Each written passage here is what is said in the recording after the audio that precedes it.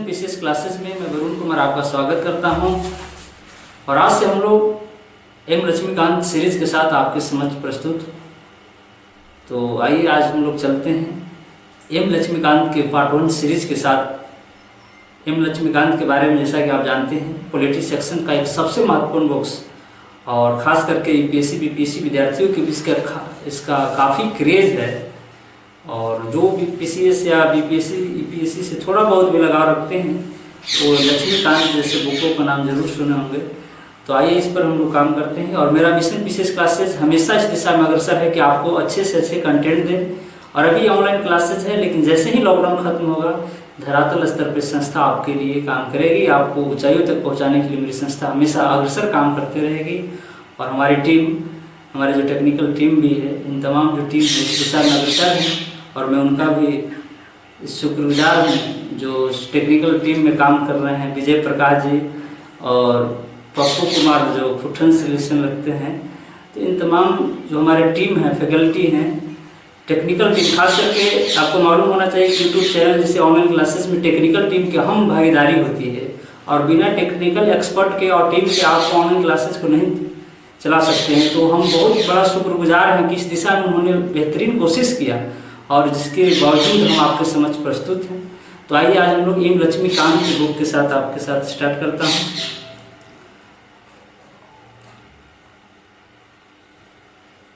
भारत की राज्यव्यवस्था छठा संस्करण, न्यू संस्करण जो बुक्स है आपको मालूम है, जो राज्य सिविल सेवा और सिविल सेवा परीक्षा के लिए बहुत इंपॉर्टेंट चीज़ है। तो ये भी बुक आप परचेज कर सकते हैं, सेल्फ स्टडी के लिए बहुत इंपॉर्टेंट चीज़ है।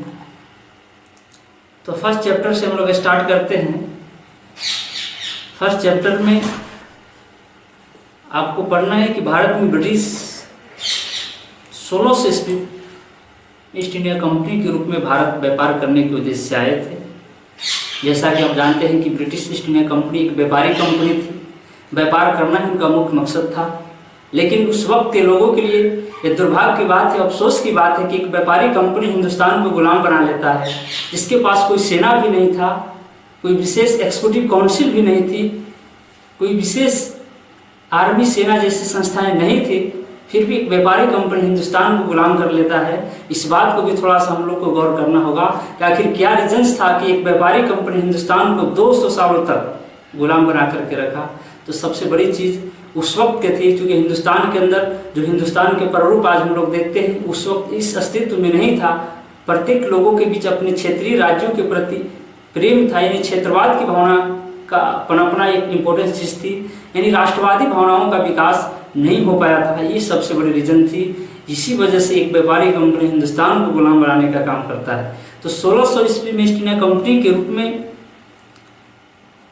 व्यापार करने के मकसद से भारत आया और ये एलिजाबेथ प्रथम के द्वारा, चार्टर के द्वारा उन्हें भारत में व्यापार करने के लिए विस्तृत अधिकार थे। यानी महारानी एलिजाबेथ प्रथम ने एक चार्टर के माध्यम से ईस्ट इंडिया कंपनी को हिंदुस्तान में व्यापार करने की अनुमति प्रदान किया था। लेकिन कंपनी सिर्फ व्यापारिक कार्यों पर फोकस करता था, लेकिन हिंदुस्तान के देसी रजवाड़ों में जो आपसी फूट की वजह से वह हिंदुस्तान पर राजनीतिक शासन करने की कोशिश में करने लगे। 1787 के पलासी का युद्ध जो बंगाल के पलासी के मैदान में लड़ा गया था अंग्रेजी सेना और सिराजदौला के बीच। सिराजदौला इस युद्ध में चुनाव हार जाता है कुछ गद्दारों की वजह से। और आपको मालूम है कि हिंदुस्तान के अंदर 2 गद्दार हुए जो पूरे काफ़ी चर्चा में रहते, एक मीर जाफ़र और जयचंद। जयचंद पृथ्वीराज चौहान को धोखा दिया, जिसके कारण मोहम्मद गोरी युद्ध को जीत जाता है और वहीं से हिंदुस्तान के अंदर तुर्की शासन के एस्टैब्लिशमेंट होता है, स्थापना होता है।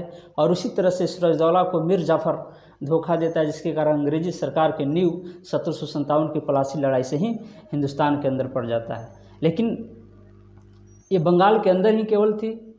जैसे ही बक्सर का युद्ध 1764 में होता है, 22 अक्टूबर 1764 को बक्सर का युद्ध होता है। बक्सर के युद्ध से हिंदुस्तान के अंदर खास करके बंगाल पर अंग्रेजी सरकार की प्रभुत्व स्थापित हो जाती है और बक्सर के युद्ध में मुगल शासक शाह आलम द्वितीय, सिराजुद्दौला और मीर कासिम तीनों की संयुक्त सेना और अंग्रेजी सेना के बीच 22 अक्टूबर 1764 के बिहार के बक्सर के मैदान में ऐतिहासिक युद्ध होता है। इस युद्ध में तीनों सेनाओं संयुक्त रूप से हार जाती है और हेक्टर मुनरो के नेतृत्व वाली अंग्रेजी सेना युद्ध को जीत जाती है। तब से जाकर करके पूरी तरह से बंगाल पर अंग्रेजी साम्राज्य स्थापित हो जाता है। और उसके बाद 1765 से एक महत्वपूर्ण एक्ट है 1765, जो हम आपको दिखाते हैं। 1765 के एक्ट से बिहार, बंगाल और उड़ीसा के दीवानी अधिकार अंग्रेजों को प्राप्त हो जाता है।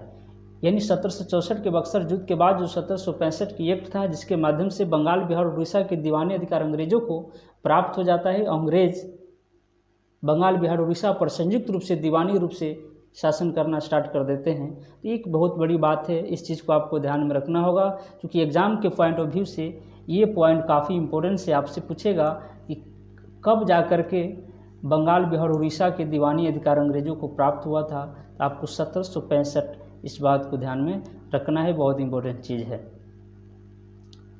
इसके बाद से 1857 तक अंग्रेजी शासन हिंदुस्तान के अंदर निर्बाध रूप से शासन व्यवस्था को संचालित कर रहा था।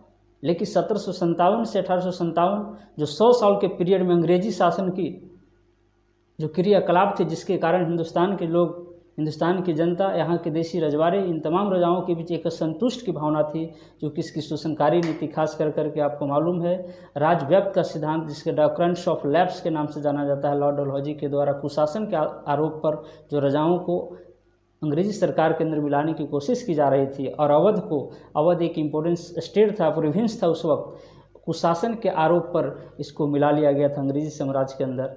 सतारा आपको विलय कर लिया गया, मद्रास को विलय कर लिया गया। इन तमाम जो सिद्धांत थे, जिसके कारण देशी रजवाड़ों में और देश की जनता के अंदर अंग्रेजी सरकार के विरुद्ध एक असंतोष थी, बहुत बड़ी असंतोष, जो 1857 की क्रांति के रूप में सामने आता है। और इस क्रांति से सबसे बड़ी बात क्या हुई, चूँकि अंग्रेज को भी काफ़ी क्षति हुआ इस क्रांति से। खास करके बिहार के अंदर अगर हम बात करें तो वीर कुंवर सिंह आरा में लेकर के इस आंदोलन को चल रहे थे। धीरे धीरे यूपी के अंदर इस आंदोलन को प्रचार प्रसार किए। उसके बाद उनके छोटे भाई अमर सिंह इस नेतृत्व को आगे बढ़ाया। तात्या टोपे, बेगम हजरत महल, इन तमाम जो क्रांतिकारी थे इस दिशा में सार्थक प्रयास किए। फलस्वरूप यहाँ से कंपनी की शासन खत्म हो जाती है और महारानी विक्टोरिया के द्वारा 1858 के एक्ट के माध्यम से हिंदुस्तान पर शासन व्यवस्था को संचालित किया जाता है। और भारत के लिए महारानी विक्टोरिया के प्रयास से भारत सचिव की नियुक्ति की जाती है। तो एक बेहतरीन प्रयास था। तो इसी बात को, चूँकि ये पॉलिटी है तो इसको मॉडर्न हिस्ट्री से जोड़ करके हम लोग को थोड़ा बहुत देखना होगा, इस बात को ध्यान में रखेंगे। तो 1857 की सिपाही विद्रोह जो बहुत इंपॉर्टेंस है के परिणाम स्वरूप ब्रिटिश ताज ने भारत पर उत्तराधिकार प्रत्यक्ष रूप से स्थापित कर लिया, जो 15 अगस्त 1947 तक भारत में ब्रिटिश शासन की व्यवस्था निर्बाध रूप से संचालित रहा। लेकिन आपको मालूम होना चाहिए कि किसी भी देश को शासन व्यवस्था को संचालित करने के लिए संविधान की ज़रूरत होती है। और जैसे ही हिंदुस्तान को 15 अगस्त 1947 को स्वतंत्रता की प्राप्त हुई, हिंदुस्तान की इतनी बड़ी कंपोजिट कल्चर करके, खास करके हम लोग, आपको मालूम है कि हिंदुस्तान ही एक ऐसा देश है जिसके पास कंपोजिट कल्चर है। सिख, ईसाई, जैन, हिंदू, मुस्लिम, इन तमाम कम्युनिटी के लोग एक साथ रहते हैं। इतनी बड़ी डाइवर्सिटी है, विविधता वाला देश है। इस शासन को सुचारू रूप से संचालित करने के लिए एक संविधान की ज़रूरत, आवश्यकता महसूस की गई। तब जाकर के संविधान सभा के निर्माण को लेकर के बातें चर्चा में आई। तो हालांकि इस दिशा में 1934 में ही एम.एन. राय की कोशिश थी, जो एक बहुत बड़े कम्युनिस्ट लीडर थे। 1934 में एम.एन. राय भी भारत में जो साम्यवाद आंदोलन के, कम्युनिस्ट आंदोलन के सबसे बड़े प्रणेता हिंदुस्तान के अंदर थे, के उद्देश्य से 1946 में एक संविधान सभा के गठन करने की प्रस्ताव भारत के सामने लाया गया। तो एक बेहतरीन चीज़ थी। 26 जनवरी 1950 को संविधान अस्तित्व में आया। इसके पीछे बहुत सारे रीज़न हैं जो मॉडर्न हिस्ट्री में हम आप लोग को बताएंगे। कैबिनेट मिशन क्यों आया, उससे पहले भी बहुत सारे क्रिप्स मिशन, कैबिनेट मिशन, संविधान सभा के गठन। हालांकि आपको मैं बता दूं कि संविधान सभा के जो ड्राफ्ट कमेटी के अध्यक्ष बाबा साहेब भीमराव अम्बेडकर थे। इसके अलावा इसमें 7 सदस्य थे और बहुत सारे प्रोविंस थे। उसके फलस्वरूप संविधान मुझे प्राप्त हुआ। हालांकि ब्रिटिश शासन की कुछ ऐसी घटनाएं थी जिसके कारण भारत में ब्रिटिश सरकार और प्रशासन की विधिक रूपरेखा निर्मित हुई। इन घटनाओं का हमारे संविधान पर गहरा प्रभाव है। यानी इस पीरियड में जो 200 साल तक हिंदुस्तान की शासन व्यवस्था पर अंग्रेज़ों की शासन व्यवस्था चली, तो कुछ ऐसे ज़रूर कानून बनाए गए अंग्रेज़ों के द्वारा, कुछ ऐसे एक्ट बनाए गए, कुछ ऐसे क्रियाकलाप किए गए जो हिंदुस्तान के संविधान पर उसका प्रभाव देखने को मिलता है। जैसे 1773 के रेगुलेटरी एक्ट इस दिशा में एक सार्थक प्रयास था ताकि शासन व्यवस्था को सुचारू रूप दिया जाए। 1935 के भारत शासन अधिनियम को तो भारत का मिनी कॉन्स्टिट्यूशन भी बोला जाता है। इस बात को भी आपको ध्यान में रखना है। आगे इस दिशा में हम लोग देखेंगे कि कौन कौन से एक्ट थे और कौन से शासन अधिनियम था जिसका हिंदुस्तान के संविधान पर व्यापक प्रभाव देखने को मिलता है। तो आइए देखते हैं ऐतिहासिक पृष्ठभूमि में भारत के संवैधानिक विकास का इतिहास है। इसको 2 वर्गों में बांट करके आप देख सकते हैं। एक कंपनी का शासन जो 1857 तक चला और दूसरा ब्रिटिश ताज का शासन जो 1858 से शुरू होता है। तो सबसे पहले हम लोग कंपनी के शासन को देखेंगे। कंपनी के शासन में पहला जो आपको 1773 का रेगुलेटरी एक्ट है, इस पर चर्चा करेंगे। उसके बाद 1781 का एक्ट ऑफ सेटलमेंट, 1784 का पीस इंडिया एक्ट और 1813 का चार्टर अधिनियम, 1833 का चार्टर अधिनियम और 1853 का चार्टर अधिनियम। ये बहुत इंपॉर्टेंट चीज़ है और यहीं से एग्ज़ाम में सवाल आपको बनते हैं। तो आइए हम लोग देखते हैं 1773 का रेगुलेटरी एक्ट। 1773 का रेगुलेटरी एक्ट का अत्यधिक संवैधानिक महत्व आपको मालूम होना चाहिए, क्योंकि पहली बार ईस्ट इंडिया कंपनी के कार्यों को नियमित और निर्देशित करने का कोशिश किया गया। यानी पहली बार ईस्ट इंडिया कंपनी के कार्यों को एक सही डायरेक्शन में नियमित, रेगुलेट एंड कंट्रोल करने की कोशिश इस एक्ट के माध्यम से उठाया गया और पहली बार प्रशासनिक और राजनीतिक कार्यों की मान्यता इस अधिनियम के माध्यम से दिया गया। और एक केंद्रीय प्रशासन की जो आपके पास देखने को मिलता है, केंद्रीय प्रशासन की नींव 1773 के रेगुलेटरी एक्ट के माध्यम से ही पड़ता है। अभी जैसा कि हम लोग देखते हैं कि जो सिस्टम हमारे देश के पास है, केंद्र की प्रशासन अलग है, राज्य की प्रशासन अलग है, और 73-74 अमेंडमेंट के माध्यम से 1992-93 में एक स्थानीय शासन भी हमारे पास मौजूद है, जिसे संवैधानिक दर्जा 73 और 74 अमेंडमेंट एक्ट के माध्यम से दिया गया था। तो इस तरह से हम लोग देखेंगे 1773 का रेगुलेटरी एक्ट, इस अधिनियम का अत्यधिक संवैधानिक महत्व आपको मालूम होना चाहिए। क्योंकि भारत में अंग्रेजी सरकार की नींव जब से पड़ी, तो पहली बार इस एक्ट के माध्यम से कंपनी की शासन व्यवस्था को नियमित और नियंत्रित करने की कोशिश की गई और पहली बार प्रशासनिक और राजनीतिक कार्यों को मान्यता मिली और इसके द्वारा भारत में केंद्रीय प्रशासन की नींव रखी गई। हमारे पास जो अभी प्रशासन है, एडमिनिस्ट्रेशंस है, वो आपको 1773 के रेगुलेटरी एक्ट से प्रभावित दिखता है। क्योंकि केंद्रीय प्रशासन इतनी सुचारू रूप से जो प्रशासन जो सिस्टम हिंदुस्तान के पास अभी मौजूद है, राज्यों के पास जो सिस्टम्स है, एक्सिक्यूटिव, लेजिस्लेटिव, जुडिशरी के रूप में, वो 1773 के रेगुलेटरी एक्ट में ही इसकी नींव पड़ चुकी थी। तो आइए आगे हम इसके प्रोविजंस को देखेंगे कि 1773 के रेगुलेटरी एक्ट में क्या प्रोविजंस थी। तो पहला जो प्रोविजंस था, इस अधिनियम के द्वारा गवर्नर जनरल को बंगाल के गवर्नर जनरल का पद नाम दिया गया। सबसे बड़ी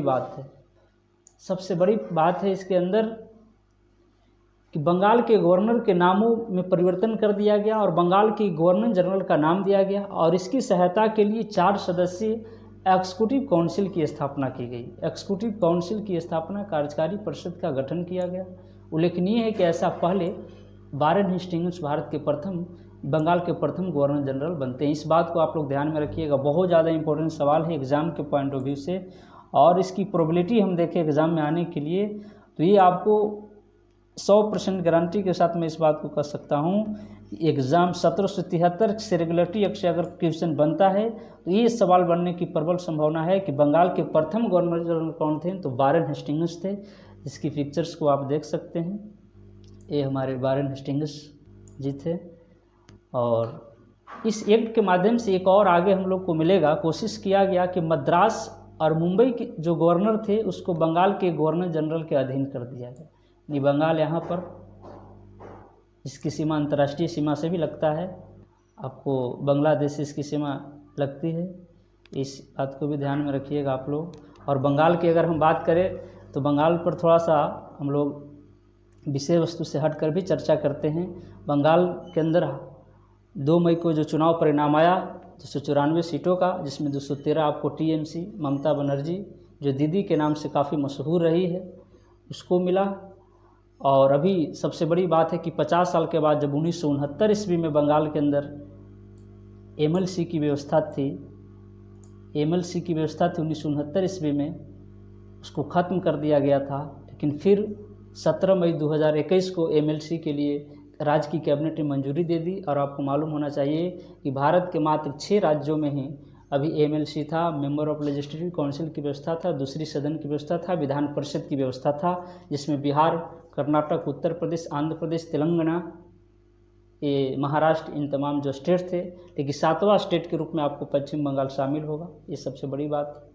तो 7 अब एमएलसी की व्यवस्था होगी। आपको मालूम होना चाहिए कि भारतीय संविधान के अनुच्छेद 169 और अनुच्छेद 171 171 के तहत राज्य विधान परिषद की चर्चा है। 169 में विधान परिषद के क्रिएशन एंड एवोल्यूशन की चर्चा है कि किस तरह से विधान परिषद बनाया जाएगा और किस तरह से इसको ख़त्म किया जाएगा।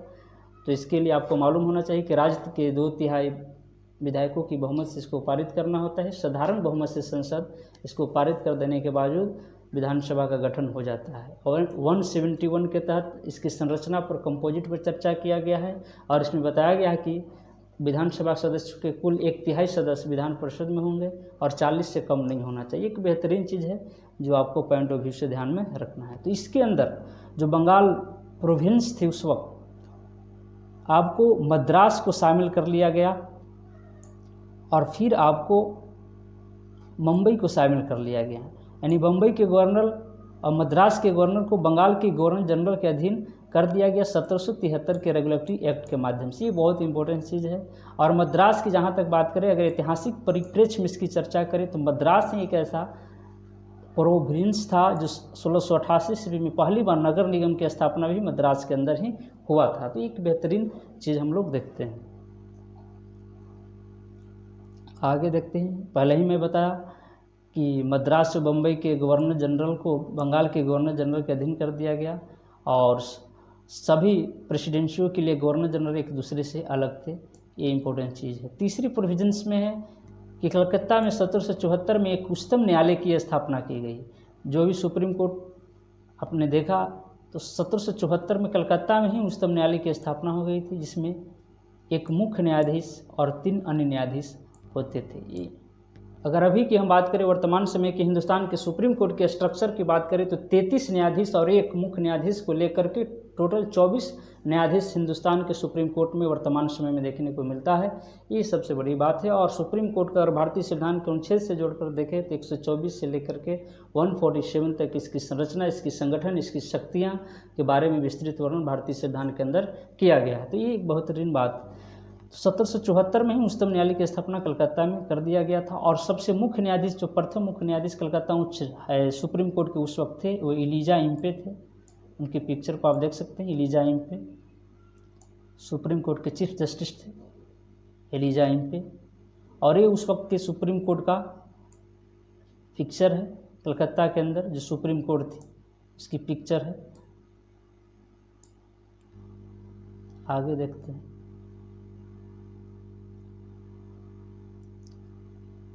अगला प्रोविंस है act of settlement 1781। Regulatory act के अंदर कुछ कमियां रह गई थी, कुछ डिमेरिट रह गई थी।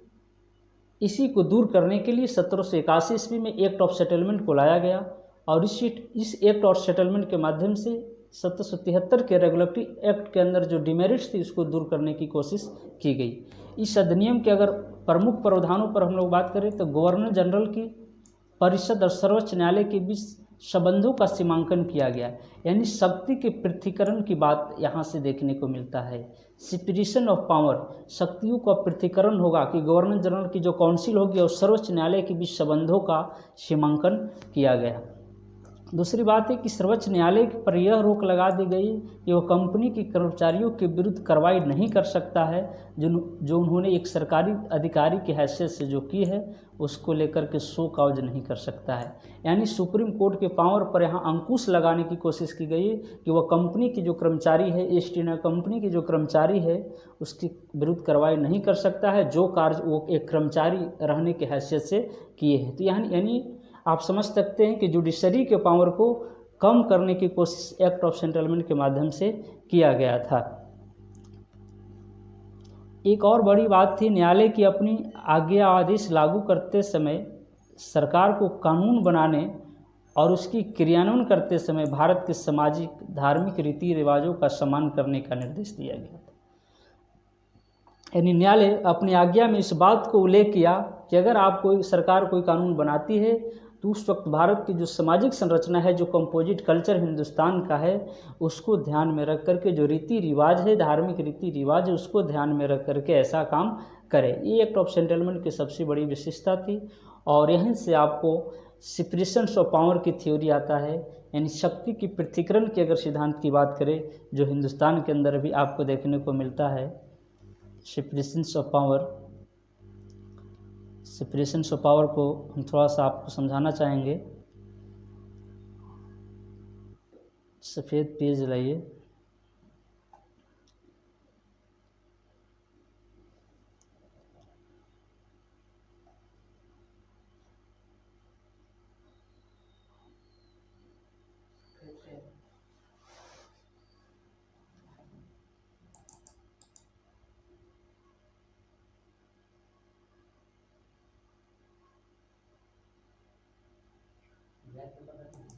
छोड़ दीजिए यहीं पर लिख देते, छोड़िए। तो ये सबसे बड़ी बात थी कि धार्मिक रीति रिवाजों को समान करने का निर्देश दिया गया सुप्रीम कोर्ट के द्वारा अंग्रेजी सरकार को। तो ये सबसे इम्पोर्टेंट बात थी उस वक्त की। अब आगे हम लोग देखेंगे 1784 का पिट्स इंडिया एक्ट। ये भी अपने आप में बहुत इम्पोर्टेंट चीज़ है। 1784 का पिट्स इंडिया एक्ट, इसको देखना है। रेगुलेटरी एक्ट 1773 की कमियों को दूर करने के लिए ब्रिटिश सरकार ने 1781 में एक्ट ऑफ सेटलमेंट को पारित किया, जिसे एक्ट ऑफ सेटलमेंट के नाम से जाना जाता है। जिसके बाद एक अन्य महत्वपूर्ण एक्ट 1784 के पिट्स इंडिया एक्ट थे। इस एक्ट की सबसे बड़ी विशेषता पर अगर हम लोग बात करें, फर्स्ट नंबर की जो विशेषताएँ हैं उसमें है कि कंपनी के राजनीतिक और वाणिज्यिक कार्यों को पृथक कर दिया गया। यानी कंपनी के जो पॉलिटिकल्स और कॉमर्शियल कार्य थे उसको पृथक करने की कोशिश की गई। जैसा कि हमने बताया कि स्टार्टिंग्स में कंपनी व्यवसाय करने के मकसद से हिंदुस्तान में आया था, और अगर उसके मूल कार्यों की बात करें तो बिजनेस करना ही कंपनी के कार्य थे। लेकिन 1757 की प्लासी की लड़ाई और 1764 के बक्सर के युद्ध के बाद राजनीतिक रूप से हस्तक्षेप करना स्टार्ट कर दिया। तो इस एक्ट के माध्यम से 1784 के पिट्स इंडिया एक्ट के माध्यम से कंपनी के राजनीतिक और वाणिज्यिक कार्यों को अलग कर दिया गया, और दो कंट्रोल बोर्ड, कंट्रोल अथॉरिटी की स्थापना की गई जो इन दो कार्यों को देखते थे। तो सबसे बड़ी बात है कि राजनीतिक मामलों के लिए बोर्ड ऑफ कंट्रोल की स्थापना की गई, और व्यावसायिक मामलों के लिए बोर्ड ऑफ डायरेक्शन की स्थापना की गई, निदेशक मंडल की स्थापना की गई जो व्यापारिक कार्यों को देखने का काम करता था। यानी निदेशक मंडल व्यापारिक कार्यों को देखती थी, वहीं नियंत्रण बोर्ड राजनीतिक कार्यों को देखने का काम कर रहा था। इस प्रकार से द्वैध शासन की स्थापना का शुभारंभ हुआ। आपको मालूम होना चाहिए बंगाल से ही द्वैध शासन व्यवस्था की शुरुआत होती है। रॉबर्ट क्लाइव को द्वैध शासन व्यवस्था की शुरुआत करने में एक महत्वपूर्ण योगदान था, और लियोनस कर्टिस जो इम्पोर्टेंस एग्जाम के पॉइंट ऑफ व्यू से उनको द्वैध शासन व्यवस्था का जनक माना जाता है, लियोनस कर्टिस को। और ये सवाल आपको अगर हम पीसीएस के अंदर देखें तो 60 से 62 बिहार पीसीएस बीपीएससी के अंदर ये सवाल एग्जाम में आ चुके थे। तो इस बात को भी आपको ध्यान में रखना होगा। नियंत्रण बोर्ड की यह शक्ति थी कि वह ब्रिटिश नियंत्रित भारत के सभी नागरिकों, सैन्य, सरकार और राजस्व गतिविधियों का अधीक्षण एवं नियंत्रण कर रहे। यानी जो ब्रिटिश के नियंत्रण वाले हिंदुस्तान के नागरिक थे, सैन्य सरकार थी, और राजस्व गतिविधियाँ का अधीक्षण एवं नियंत्रण करने का अधिकार नियंत्रण बोर्ड को ही प्राप्त था। नियंत्रण बोर्ड ये सारी चीज़ों को देखती थी।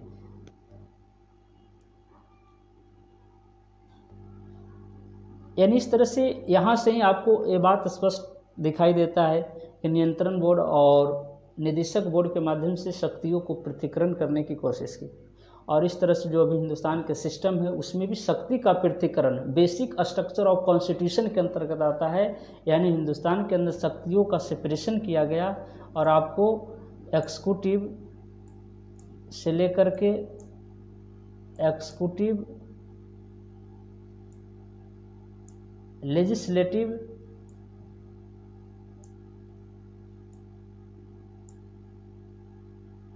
और जुडिशरी, ये 3 यहाँ पर आपको दिखाई देते हैं। ये 3 जो हिंदुस्तान के अंदर सिस्टम्स है, एग्जीक्यूटिव, लेजिस्लेटिव। तो इस तरह से हमने देखा कि ये लक्ष्मीकांत का एक संक्षिप्त आज हम लोग चर्चा की, और इस सीरीज़ को आगे हम लोग बढ़ाते रहेंगे। लेकिन ज़रूरत आप लोग को भी है, आप लोग से थोड़ा सा हम लोग का रिक्वेस्ट है कि अगर वीडियो अच्छा लगे तो शेयर, लाइक, सब्सक्राइब ज़रूर करें, और कमेंट बॉक्स में अपने विचारों को भी ज़रूर रखें, क्योंकि एक सकारात्मक आलोचना से ही किसी का व्यक्तित्व निखरता है। एक सकारात्मक आलोचना किसी भी संस्था, किसी भी चैनल, किसी भी इंसान के लिए बहुत ज़रूरी है। और ऐसी बात नहीं है, आपको जो भी वीडियो में डिमेरिट्स दिखे, जो भी कमी दिखे, उसको आप कमेंट्स बॉक्स के माध्यम से बता सकते हैं, क्योंकि आपकी इन्हीं आलोचनाओं से हम लोग सुधार करने की कोशिश करेंगे। इस बात को भी ध्यान में रखना है। तो इन्हीं शब्दों के साथ इस क्लास को ख़त्म करता हूँ। धन्यवाद।